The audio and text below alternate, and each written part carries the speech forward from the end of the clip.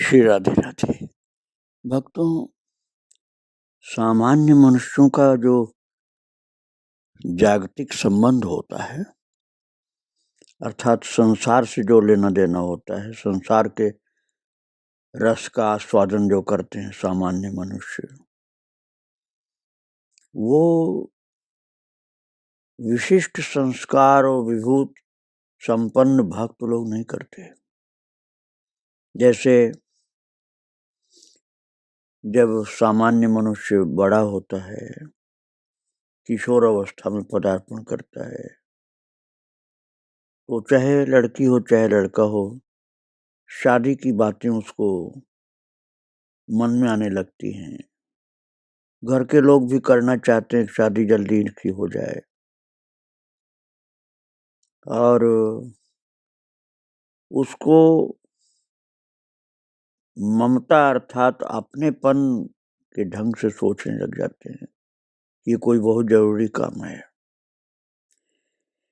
किंतु जो दृढ़ भक्ति के संस्कार को लेकर जन्म लिया है, उसके अंदर ये सब संबंध बिल्कुल झूठे लगते हैं। संसार से संबंध ही उसको असत्य लगता है।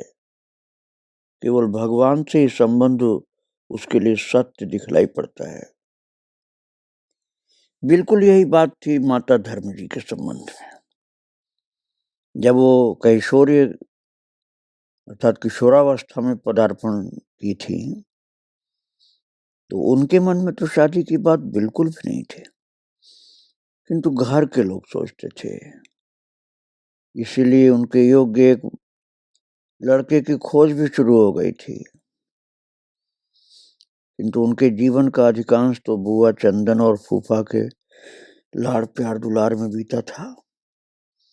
इस उथल पुथल और अवांछित परिस्थिति से बचने को भी धर्म जी ने उन्हीं का आश्रय ढूंढा। वो दृढ़ स्वर में बोली, बुआ, तुमने मेरा हाथ तो श्याम सुंदर के हाथ में दिया था ना, याद करो कांगड़े का वो जश्न। महाराज बुआ वाक धर्म जी को देखती रह गई। वे बचपन के खेल पर धर्म जी आडिग थी, लेकिन बुआ को तो भूल गया था। और अब उनको याद आया कि हम लोग इसकी जागतिक शादी करना चाहते हैं, और इसकी शादी तो कन्हैया के साथ हो चुकी है। तो उन्होंने तुरंत ही आश्वासन दिया, न धर्म, अरे धर्म तू चिंता मत करो, अरे मेरे रहते हुए तेरे श्याम सुंदर के साथ शाश्वत रिश्तों को कोई झुठला नहीं पाएगा, जा निश्चिंत हो जा। उन्होंने पहचान लिया था कि इस बालिका धर्म के मन में संसार के सुखों का रंच मात्र भी आकर्षण नहीं, ये तो कृष्ण की है और किसी दूसरे से शादी ये नहीं कर सकती है। उनकी आंखों के आगे कांगड़े में धर्म का श्याम से भांवरे लेना, रावी तट पर उनका धर्म जी का हाथ सांवर किशोर को सौंपना, ये सब चलचित्र की तरह घूमने लगा। जब बुआ जी सोचने लगी कि ये असाधारण लड़की है, और वो तो खेल समझ रही थी अब तक, लेकिन धर्म जी के मन में तो वो बात बैठी हुई है कि कृष्ण के हाथ में मेरा हाथ दिया जा चुका है। इसलिए बुआ चंदन को रो पड़ी। उनका वात्सल्य अपनी धर्म को अश्रुओं से भिगो रहा था, पर वो विधना के आगे नतमस्तक हो चुकी थी। उनकी बात को टालना भाई हीरालाल या भाभी जसवंत कौर दोनों के लिए असंभव था। और भक्तों, ऐसी ऐसी दैवी विद्याएं उनके जन्मजात थी धर्म जी के अंदर, कि जिनको देखकर सुनकर बड़े बड़े विद्वान अच्छे अच्छे पढ़े लिखे लोग घबरा जाते थे। किंतु फिर भी वात्सल्य के कारण उनको सांसारिक पढ़ाई पढ़ाई गई, और अब वो बीए की पढ़ाई कर चुकी थी। यदा कदा वे डैडी जी के साथ पहाड़ पर कांगड़े चली जाती थी।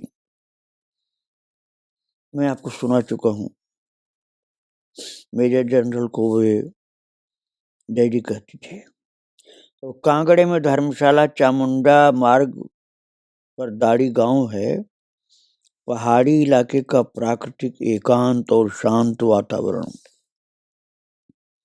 कलकल करती वाण नदी की जलधारा, उत्तर में धौलगिरी का मनभावन दृश्य।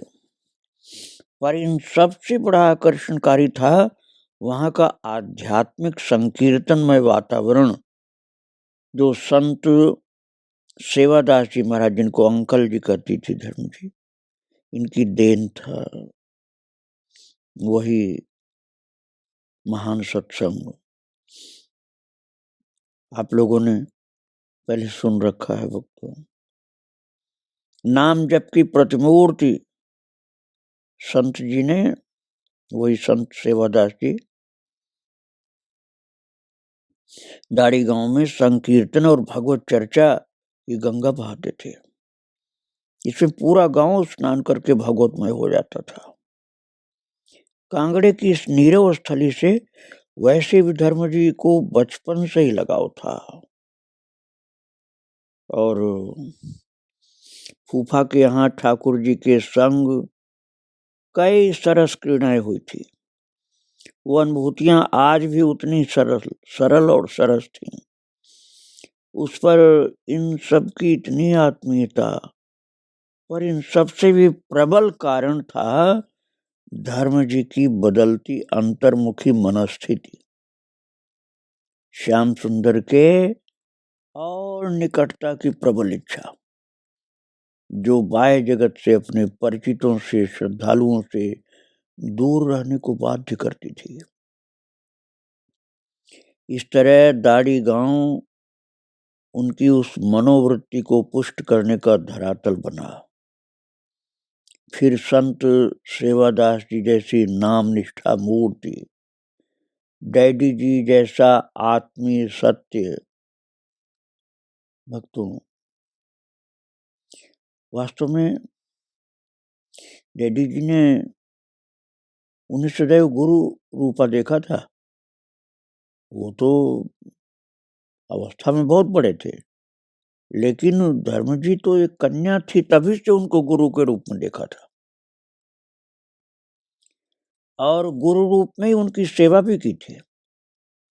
पर इस सेवा लोभ में वे भूल गए कि इससे धर्म जी के और श्रद्धालु उनके सुखद सामीप्य से वंचित रह जाते। इसलिए वो शांत चित्त से, गंभीरता से विचार भाव में डूबे रहते थे। भक्तों, बड़ौदा के नवाब की इकलौती बहन थी एक, रेहाना तैयब। वो बहुत प्रसिद्ध थी उस जमाने में। भगवान कृष्ण से उसका प्रेम था। बचपन से ही रेहाना तैयब जी को संगीत से विशेष लगाव था। संगीत में प्राय सभी बंदिशें श्री कृष्ण से संबंधित ही होती थी। 6 वर्षीय नन्ही रेहाना उन्हीं को गाते गाते कब प्रेम साम्राज्य की उसी स्थिति तक पहुंच गई कि कृष्ण प्रेमिकाओं की, ब्रज गोपिकाओं की समस्थिति पास समस्त भक्तजनों की मुकुटमणि बन गई थी। 1948 में जब धर्म जी उनसे मिली तो रेहाना जी उन पर अपना समस्त प्यार दुलार उड़ेलते हुए आशीर्वाद देती हुई बोली, श्री कृष्ण तुम्हें अपनी कमली में समेटे रखे, लपेटे रखे। धर्म जी के साथ आए कुछ लोगों ने रेहाना जी से कुछ गाकर सुनाने को कहा, तो प्रीति पगी रेहाना तैयब जी ने भावुकता से रुधे कंठ से कहा, रेहाना तो बस श्री कृष्ण के लिए उन्हीं के समक्ष गाती है। धर्म जी उनका ये उत्तर सुनकर के मुग्ध हो गए। उन्होंने समझ लिया कि संसार के लोगों को ये नहीं लुभाना चाहती, ये कन्हैया को ही लुभाना चाहती है। भक्तिमयी रेहाना जी की कृष्ण प्रीति से धर्म जी बहुत प्रभावित हुए थे।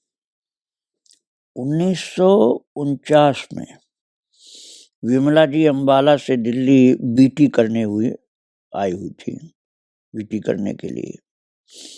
तो उन्हीं से अम्बाला की रस सिद्ध संत उषा जी का परिचय धर्म जी को मिला। उषा जी वहां सनातन धर्म विद्यालय की प्रधानाचार्य थी।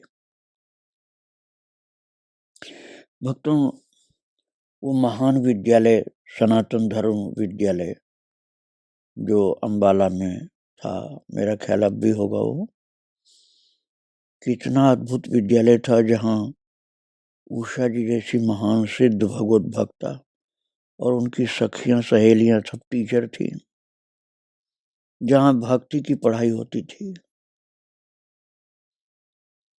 विमला जी पूज्या उषा जी से इतनी प्रभावित थी कि उन दिनों उनकी हर चर्चा, हर वार्ता घूम फिरकर पूज्या उषा जी से संबंधित हो जाती थी। पूज्या उषा जी की अध्यात्म की गहराइयों में डूबी अनुभूतियों को सुन सुन करके धर्म जी का मन ही मन इनसे अभिन्न सखी का नाता जुड़ गया था। भक्तों, यद्यप उषा जी का चरित्र मैं 3 भाग में ही सुना पाया हूं, लेकिन और सखियों, माताओं, इन बहनों के चरित्र में उषा जी की चर्चा बहुत आई है। जैसे आपने संतोष जी की चरितावली में और सुशीला बहन की चरितावली में उषा जी के विषय में बहुत कुछ सुना है। और अब मैं आपको धर्म जी की चरितावली में भी उषा जी की बात सुना रहा हूं। उषा जी से मिल करके ये लोग बहुत आनंदित होते थे, और उषा जी से मिलना धर्म जी के गोपी भाव वाले निज स्वरूप को अधिष्ठित होने में सहायक हुआ। केवल सहायक ही नहीं, एक सबल आधार भी बना। ऐश्वर्य विभूत युक्त धर्म जी का सिमट कर प्रेम साम्राज्य के रस सिंधु में अवगाहन कर डूबने से सरस उपक्रम का आधार बन गया। और इस तरह से उषा जी, सुशीला जी, ये धर्म जी को बहुत अच्छी लगी। भक्तों ने जब उषा जी की चरितावली विस्तृत नहीं सुनाई जा सकी है, लेकिन उनके विषय में थोड़ी बात मैं आपको इस चरितावली में, धर्म जी की चरितावली में सुना रहा हूं। सन 1942 में मात्र 17 वर्ष की उषा जो एक बालिका ही थी, इनकी प्रतिभा और साहस अद्भुत थे। सनातन धर्म कन्या विद्यालय अम्बाला का शुभारंभ इन्होंने किया। अध्ययन और अध्यापन साथ साथ करती उषा जी के व्यक्तित्व को शब्दों के सांचे में ढालना बहुत मुश्किल है। उनके अध्यापन की शैली और विद्यालय चलाने की अद्भुत कार्य प्रणाली सबको आश्चर्य में डाल देती थी। और इनका विद्यार्थियों से मृदुल व्यवहार और सहकर्मियों के प्रति आत्मीयता अद्वितीय थी। इसलिए सभी जितनी टीचर थी इनको बहुत मानती थी। राजनीतिक परिवेश में भी सम्मानित स्थान बनाने के बावजूद पूज्य उषा बहन जी की प्राथमिकता आध्यात्मिक गहराइयों में पैठ प्रिया प्रीतम के मृदुल साम्राज्य में आनंदित रहने की थी।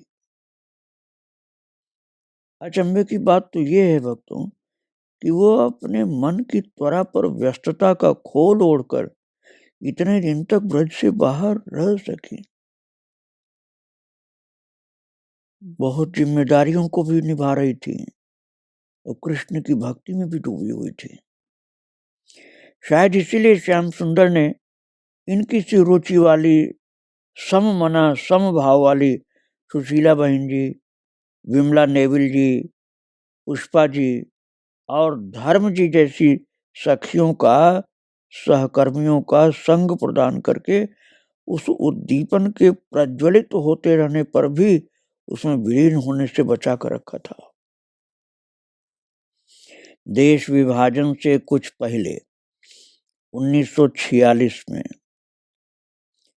डाक तार विभाग में कार्यरत पंडित जय नारायण शर्मा सपरिवार अंबाला चले गए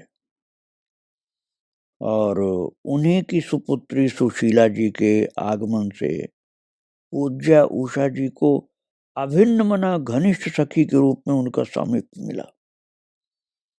मन की उमड़न को उड़ेलने को सुपात्र सा मिलने से दिन रात ठाकुर चर्चा का आध्यात्मिक तुष्टि का सुयोग सा मिल गया। पर 1948 में पारिवारिक उत्तरदायित्वों की पूर्ति हेतु सुशीला जी को अपने पैतृक गृह कांधला जिला मुजफ्फरनगर जाना पड़ गया। इसी बीच विमला जी अपनी मां श्री पूरनदेवी के साथ अंबाला पहुंच गई थी। मां से पाए भक्ति के संस्कार बचपन से ही विमला जी में इतनी गहराई के थे कि वो प्रेम में, कृष्ण प्रेम रस में डूबी रहती थी। ऐसे में अंबाला पहुंच करके पूज्या उषा जी से जैसे व्यक्तित्व से, उषा जी जैसे महान व्यक्तित्व से परिचय होने में उनको कहाँ ज्यादा समय लगता है। सुशीला बहन जी के कांधला जाने से पूज्या उषा जी को उनकी कमी खलना स्वाभाविक थी। यदि पत्रों में ठाकुर चर्चा होती रहती थी, फिर भी लीला कथा हरि चर्चा पत्रों में कितनी लिखी जा सकती है। पूज्या उषा जी तो दिन रात प्रिया प्रीतम के साम्राज्य में पगी लबालब भरी हुई थी। वो उच्छलन पत्रों तक सीमित कहाँ रह पाता था।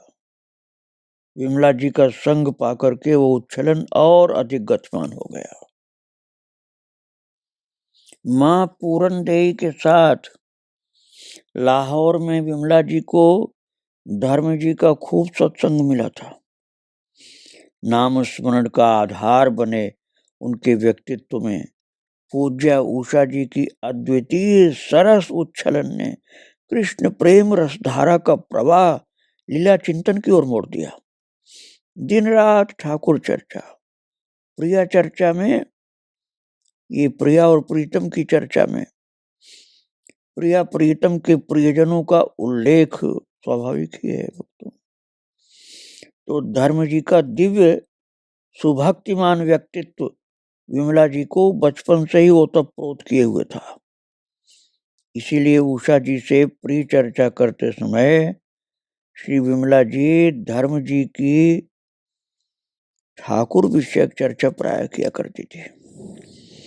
धर्म जी की चर्चा से उस प्रिय चर्चा का रस रंग और मधुर हो जाता था। भक्तों, इन चर्चाओं में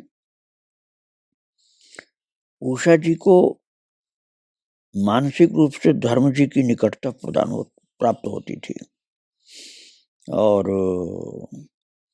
प्रेम का साम्राज्य भी अनूठा है भक्तों। ये सदैव पारस्परिक होता है।